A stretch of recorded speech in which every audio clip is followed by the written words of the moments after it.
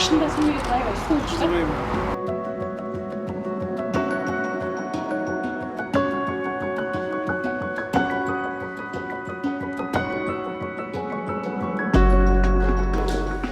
Анан кийин мына алдыңкы жактагы кичине мындай жаза турган коюю.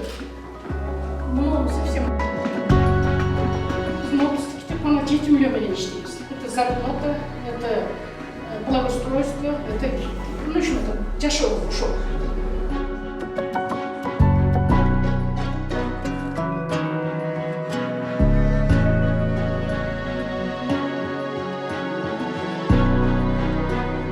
Bu eşitler çalışır gerek, duramaz mı? Bu suyunu verip atması gerek. Эми ошол мына сууну өзү жакалыш керек да. Yok, öz yakalış gerek, sizlerle koymuş gerek. Биз